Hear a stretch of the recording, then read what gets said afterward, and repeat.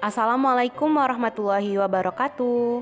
Oke anak soleh, hari ini kembali ke pelajaran tematik, tema 6 subtema 1, pembelajaran 3 dan 4. Dan sebelum kita memulai pelajaran kita hari ini, kita harus mengetahui tujuan pembelajaran kita. Berikut tujuan pembelajaran hari ini. Yang pertama adalah membuat kesimpulan dari teks eksplanasi, mengidentifikasi pengaruh interaksi manusia dan lingkungan alam, menjelaskan makna hak sebagai siswa dan sebagai warga negara. Baiklah, untuk memulai pelajaran kita hari ini, marilah kita ucapkan lafaz basmalah. Bismillahirrahmanirrahim. Oke, sekarang kita masuk ke materi teks eksplanasi. Anak soleh, ayo kita ingat kembali cara membuat kesimpulan dari sebuah teks. Kesimpulan dapat dibuat berdasarkan pernyataan-pernyataan yang ada. Kemudian mari kita perhatikan contoh berikut ini. Tapi anak soleh pasti bingung kan, apa sih itu teks eksplanasi? Kita perhatikan dulu pengertian dari teks eksplanasi berikut ini.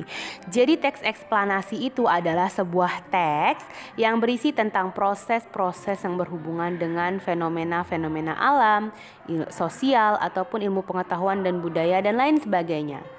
Nah, untuk contohnya mari kita perhatikan contoh berikut ini ya anak soleh. Check it out. Oke anak soleh, sekarang kita perhatikan contoh dari cara membuat kesimpulan dari teks eksplanasi.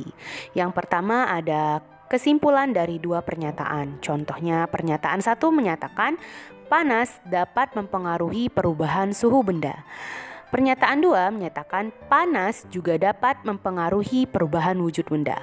Jadi kesimpulannya adalah panas dapat mempengaruhi perubahan suhu dan wujud benda. Nah, dari kesimpulan yang dapat kita tarik artinya kesimpulan itu adalah penggabungan dari pernyataan 1 dan pernyataan 2 dengan bahasa yang lebih sederhana.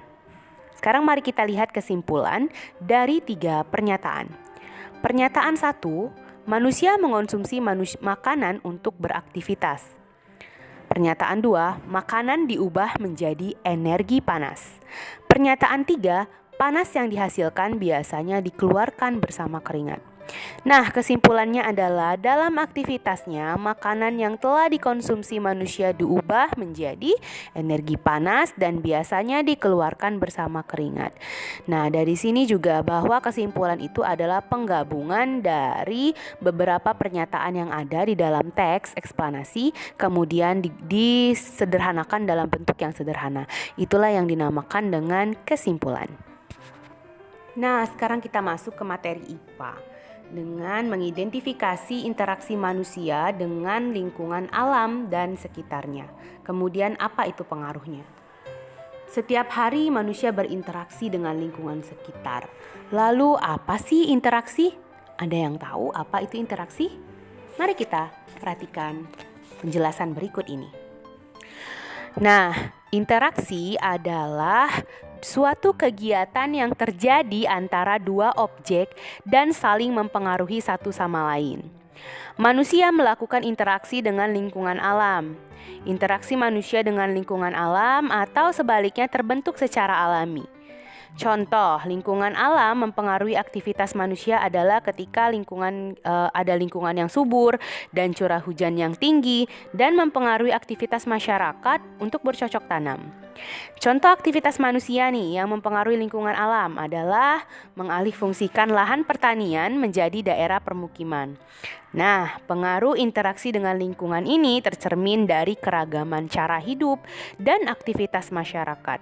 Interaksi manusia dengan lingkungan setiap daerah itu berbeda-beda karena kondisi alam setiap daerah kan juga berbeda-beda.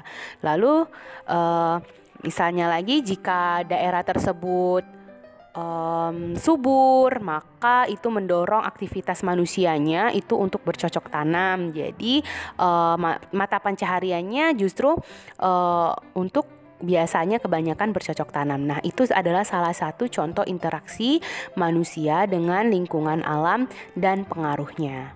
Nah, sekarang anak soleh tolong bacakan teks halaman 13 dan kemudian halaman 14. Lalu anak soleh tonton video berikut ini ya. Audio Jungle.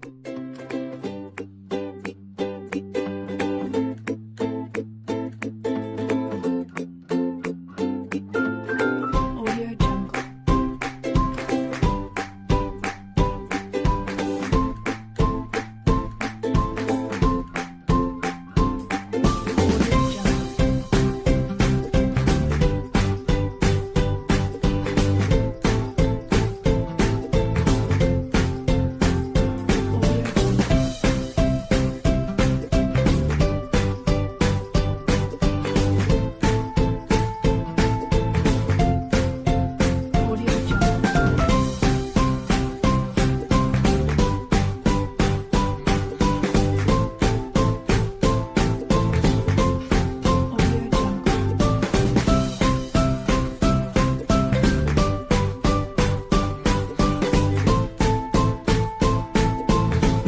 Audio Jungle. Audio Jungle. Audio Jungle. Audio Jungle. Audio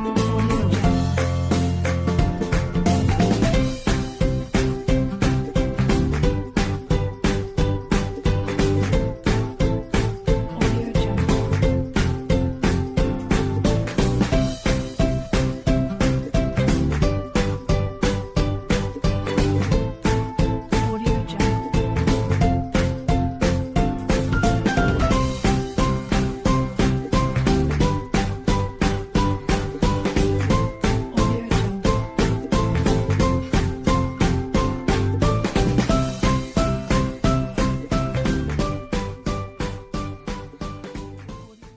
Nah, hari ini kita akan belajar tentang makna hak sebagai siswa dan sebagai warga negara. Anak soleh, pernah kan kalian menerima rapor? Nah, rapor itu adalah catatan evaluasi hasil belajarmu selama mengikuti kegiatan belajar di sekolah. Mendapat rapor adalah salah satu hak siswa di sekolah. Lalu apa sih itu hak?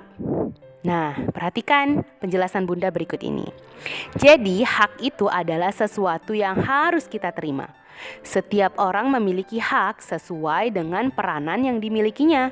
Di sekolah, anak soleh berperan sebagai siswa dan anak soleh berhak memperoleh hak seperti berikut ini. Yang pertama adalah hak mendapat perhatian dari guru, seperti diberi kesempatan oleh guru saat mengangkat tangan ketika bertanya atau mengeluarkan pendapat. Yang kedua, mengikuti pelajaran dan mendapatkan pengajaran. Yang ketiga, mengikuti pemilihan atau dipilih menjadi ketua kelas. Nah, itulah hak anak soleh ketika di sekolah. Lalu selain menjadi siswa, kita juga memiliki hak sebagai warga negara loh. Kita kan orang Indonesia, jadi kita juga memiliki hak sebagai warga negara Republik Indonesia, warga negara Kesatuan Republik Indonesia. Oleh karena itu, hak warga negara ini dilindungi oleh pemerintah dan berikut adalah hak-hak yang dimiliki oleh warga negara. Nah, berikut adalah hak kita sebagai warga negara. Hak sebagai warga negara adalah hak yang didapatkan sebagai salah satu warga negara Kesatuan Republik Indonesia atau NKRI. Oleh karena itu, hak warga negara ini dilindungi oleh pemerintah. Berikut adalah hak-hak yang dimiliki oleh warga negara. 1. Hak untuk berpendapat di depan orang banyak. 2. Hak untuk menggunakan fasilitas umum. 3. Hak untuk menganut agama dan melaksanakan ibadah. 4. Hak untuk memperoleh pendidikan. Nah, itulah hak yang harus anak soleh dapatkan baik sebagai siswa maupun sebagai warga negara. Baiklah, itulah pelajaran kita hari ini. Bunda mohon maaf atas segala kesalahan dan Bunda akhiri wassalamualaikum warahmatullahi wabarakatuh. Have a good day.